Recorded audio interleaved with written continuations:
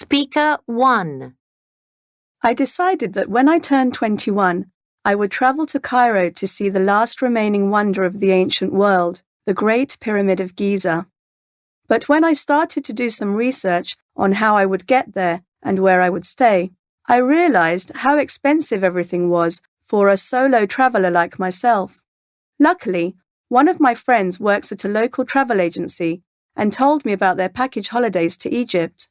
I couldn't believe my ears when I heard the prices, which, by the way, was half of what I had found online, and it included return airfares, accommodation in a 4-star hotel, as well as breakfast and dinner every day. It was a great trip, and I'll always be thankful to my friend. Speaker 2. I've just returned from a popular holiday resort in Spain. The resort had everything: modern, spacious rooms, amazing restaurants, a water park, and 3 massive swimming pools. But if you asked me about which sights I saw or what I did outside the resort, I wouldn't be able to give you an answer. I stayed at the resort the whole time. You see, I had saved a lot of money to pay for my holiday in advance, which was a requirement. And because of this, I felt that I had to stay at the hotel to get the most out of my money. Looking back now, I don't think I'd book this type of holiday again. Speaker 3. When it comes to organising events, I am the last person my family would turn to. I can't blame them, as I'm always misplacing things and forgetting appointments. That's why I was completely shocked when my dad asked me to organise the next family holiday.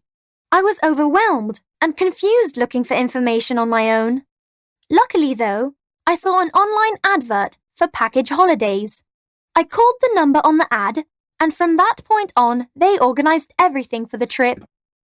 It was so simple.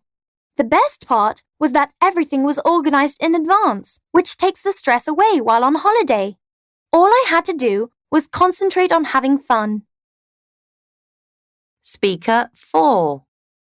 I have heard so many incredible stories about package holidays. So, my best friend and I agreed to go on one to celebrate finishing university.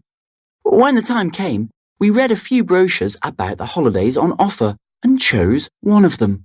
Of course, being fresh out of university without a lot of money set aside, we decided on a cheap package at a 3-star hotel. We thought the hotel would be okay, as it was part of a package holiday deal. But once we got to our hotel, we were horrified to see how old and dirty it was. We certainly learned our lesson that day. Just because you book a package holiday doesn't mean you get the best of everything.